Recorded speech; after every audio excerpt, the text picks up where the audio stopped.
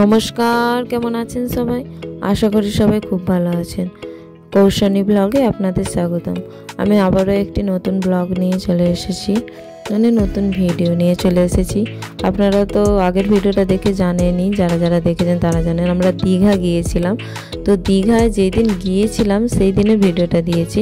এই ভিডিওগুলো দিতে আরও বড় হয়ে যাবে বলে দিইনি, তাই এই ভিডিওটা আবার এখন আমি পোস্ট করছি। তো ভিডিও এডিট করার প্রচুর প্রবলেম হয়, কেননা কৌশানীকে সামলানো, এখন বেলাটা এত ছোট, মাথার যন্ত্রণা কি বলবো, একদম ভালো লাগে না। কেননা সকালে এখন ছাড়েও না, ছোট বাচ্চা, ও সকালে একদম উঠতে দেয় না। উঠে পড়লেই ও উঠে পড়ে, কিন্তু ও যদি উঠে পড়ে এত বাইরে কুয়াশা, ঠান্ডা, ওকে তো ঠান্ডা লেগে যাবে। তাই ওকে ঠান্ডা লেগে গেছে অলরেডি, ও নাক দিয়ে সর্দি, কাঁচা জল গড়াতে আরম্ভ করে দিয়েছে। ওষুধ খাওয়াবো, এই যে ভিডিওটা ভয়েস দিচ্ছি দিয়ে ওষুধ খাওয়াবো। এক্ষুনি একটা প্রবলেম হয়ে গেল, মাথার যন্ত্রণা কি বলবো। ভয়েস দিলাম, দেওয়ার পরই আমি ভয়েসটাকে ডিলিট করে দিলাম নিজেই। কি করে যে করে দিলাম, কি বলবো, ভালো লাগে। মানুষের যখন সময় খারাপ যে বলে না যে ব্যাঙেও লাথি মারে, সেই রকম হয়েছে আমার অবস্থা। তো এবার আমরা মন্দারমণির উদ্দেশ্যে চলে যাই। কৌশানী ঘুমাচ্ছিল, ওকে ঘুম থেকে তুলে আমরা এবার মন্দারমণির উদ্দেশ্যে যাই। এই যে মন্দারমণিতে আমরা যাচ্ছি, এখন আমরা দীঘাতেই আছি, তারপর আমরা মন্দারমণিতে চলে যাবে। এই যে দেখছেন জগন্নাথ টেম্পল তৈরি হচ্ছে, পুরীর যে জগন্নাথ মন্দির সেটাকেই এখানে তুলে ধরেছে মমতা ব্যানার্জি। তো কম বেশি সবাই দীঘাতে এসেছেন, বাঙালি এরকম কেউ নেই যে দীঘাতে আসেনি, সবাই দীঘাতে এসেছেন। তো সবাই জানেনই যে এরকম জগন্নাথ মন্দির হচ্ছে, এটা হচ্ছে মমতা ব্যানার্জি করছে, খুবই ভালো হচ্ছে। সবাই তো আর পুরীতে যেতে পারে না, সব দীঘায় চলে যাব। তো আমি চশমাটা বের করেছি, বের করতেই বলে মা আমি পরবো বলতে, আমি লে পড়ে বলে ওকে পরিয়ে দিয়েছি। সকালে ঘুম থেকে ওঠার পর আমরা বেরিয়ে পড়ি মন্দারমণিতে, কেন সবসময় আমরা দীঘাতেই থাকি, তো দীঘাতে সবসময় ভালো লাগে না। মন্দারমণিতে একবার ঘুরে এসেছি। মন্দারমণিতে 2019 সালে গিয়েছিলাম, এখন 5 বছর পর মন্দারমণি যাচ্ছি। দেখি মন্দারমণি কীরকম আছে। এখন আমরা ওল্ড দীঘায় আছি, নিউ দীঘা ফেলে ওল্ড দীঘা ফেলে, এই যে আমরা দীঘার গেট ফেলে এবার চলে যাব মন্দারমণির উদ্দেশ্যে। এখানে পুরো জঙ্গল, যেন জঙ্গল এমন মনে হচ্ছে, পুরো বন, দুধারেই বন। শুধু আমি এই দিকটা দেখাচ্ছি, ওইদিকেও বন, প্রচুর বন হয়ে আছে চারিদিকে, আর মাঝখান দিয়ে রাস্তা, বেশ ভালো লাগে। কিন্তু এখানে অনেক পশু আছে মনে হয়, জানি না। তারপরে কে দীঘা এসেছেন অবশ্যই আমাকে একটি কমেন্ট করবেন। আপনাদের একটি কমেন্ট আমরা আরও মোটিভেট হই ভিডিও বানানোর জন্য, অবশ্যই একটি কমেন্ট করবেন। তো এটা আমরা শঙ্করপুরে চলে আসি। শঙ্করপুর ফেলে আমরা সি বিচের ধার দিয়ে মন্দারমণিতে পৌঁছাবো। আমরা অন্য রুট ধরেছিলাম, কিন্তু পাশাবর্তী সবাইকে জিজ্ঞাসা করলাম, তারা বললো যে সি বিচ দিয়ে বললে খুব সহজ, রাস্তাও ভালো, সোজা সবটা চলে যাবে। আমার তখন বলে তাই বলে শঙ্করপুর ফেলে, তাজপুর ফেলে, তারপরে আমরা মন্দারমণিতে পৌঁছে। তবে মন্দারমণিতেও কিছু একটা নেই সেরকম বড় বড় রিসর্ট। মন্দারমণিটা অ্যাকচুয়ালি সিনেমাটিস্টদের জন্য, তারা যাবে, ভিড়ভাড় পায়। তখন দীঘায় তো প্রচণ্ড ভিড় হয়, ওখানে গেলে পাবলিক চিনে যাবে আর কি, এইরকম ব্যাপার। আর ওই রিসর্ট আছে, ওখানে যে থাকবে, সি বিচে একটু ঘুরবে, নিরিবিলি এলাকা, ওগুলো বড় লোকদের জন্য, বড় লোকদের সিনেমাটিস্টদের জন্য। আর এটা দেখ কত সুন্দর লাগছে, সি বিচটা খুব সুন্দর লাগছে, ঢেউ হচ্ছে।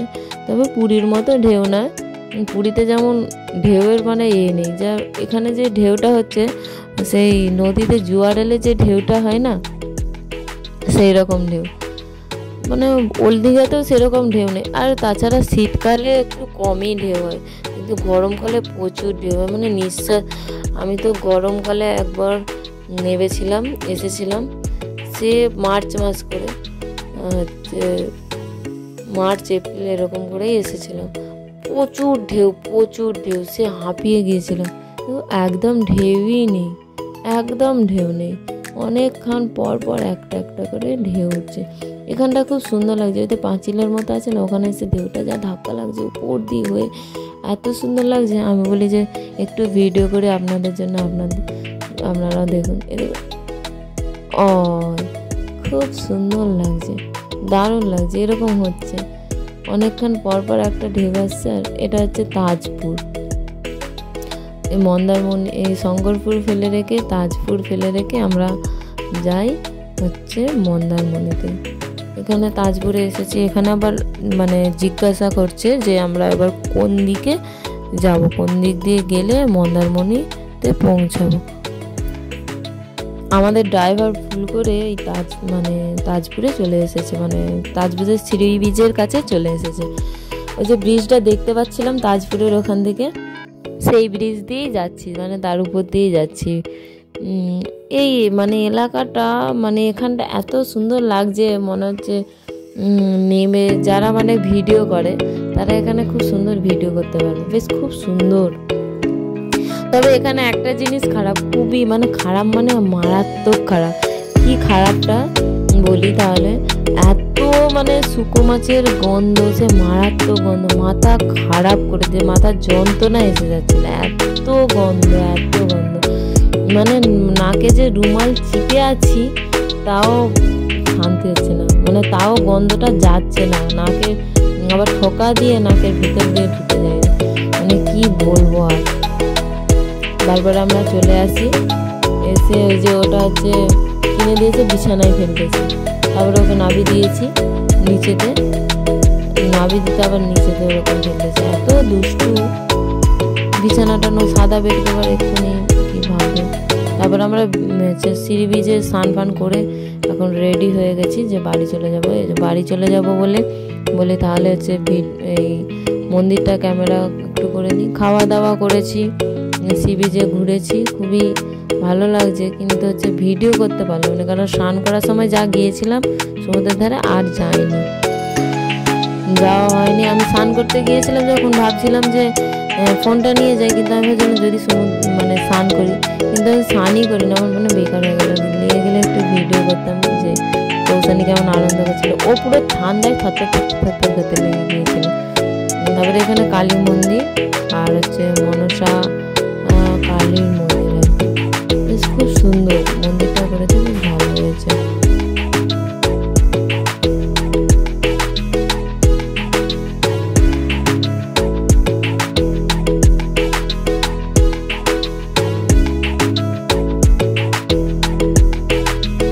এখানেই মনে হয় বাড়ি, যে গোপালকে ঘুরতে নিয়ে আসছে। তবে মন্দারমণিতে অতটাও মানে ভিড় নেই, মানে নিরিবিলি এলাকা। এটা হচ্ছে একদম মানে এদের জন্য, সিনেমাটিস্টদেরই জন্য নিরিবিলি এলাকা একদম। তারপরে হচ্ছে আমরা হচ্ছে যাবো বলে রেডি হয়ে যাই, আমাদের জন্য সবাই দাঁড়িয়েছিল। আমরা না একটু ঘুরে একটু ভিডিও ক্লিপ নিতে হবে, তখন না মন্দারমণিতে আসার পথে আমরা কিছুই ভিডিও নিইনি, আসার পর থেকে এখানে এই ভিডিওটাই মানে যা করেছি, এই যাওয়ার সময়ই কয়েকটা ভিডিও ক্লিপ নিয়ে নিয়েছি। তারপরে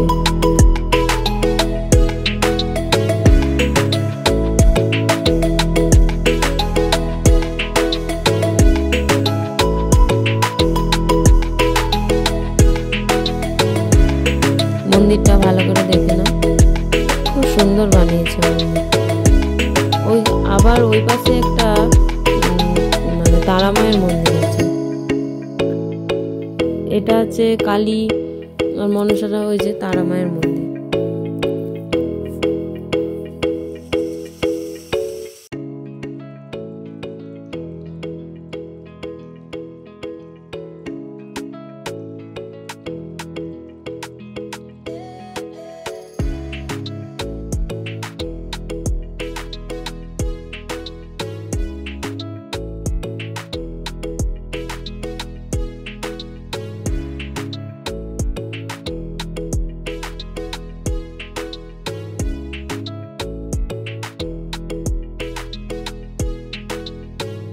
সবাই আমাদের জন্য দাঁড়িয়ে আছে, ডাকছে, ওই জন্য আমরা ছুটে ছুটে যাচ্ছি। এই বালির ভিতরে না কাঁচ ছিল, পায়ে ফুটে গেছিলো, আমার পায়ে ফুটে গেছিলো। কি হচ্ছে, মানে মদ খেয়ে হচ্ছে বালি করে রেখে দিয়েছে। তো দেখুন এই যে এদিকে পুরো সি বিচ, মানে ওই চাষ করতেছে সব, তারপরেই সমুদ্র। মানে ঝড় বন্যার সময় এরা যে কি করে এখানে বাস করে, কয়েকটা বাড়িও দেখতে পাচ্ছি, মানে এদের কি করে থাকে সত্যি,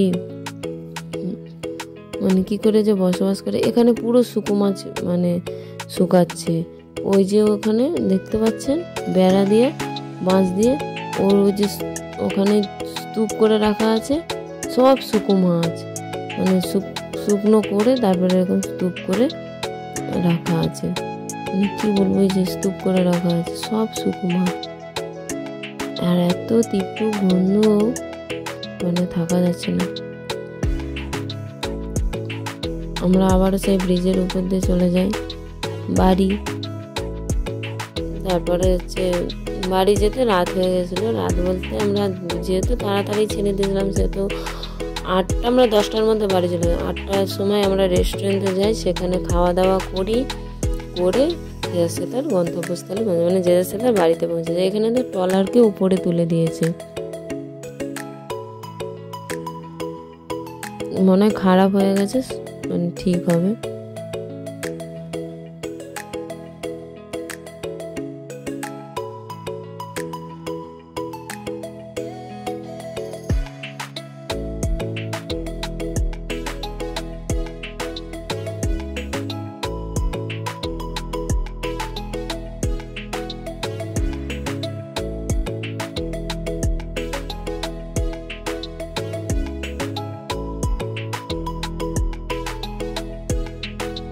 তো ভিডিওটি এই পর্যন্ত, ততক্ষণ সবাই সুস্থ থাকুন, ভালো থাকুন, এবং ভিডিওটি ভালো লাগলে অবশ্যই একটি লাইক, কমেন্ট, শেয়ার এবং সাবস্ক্রাইব করে পাশে থাকা বেল আইকনটি প্রেস করে দেবেন, যাতে সবার আগে নোটিফিকেশন আপনার পরে পৌঁছে যায়।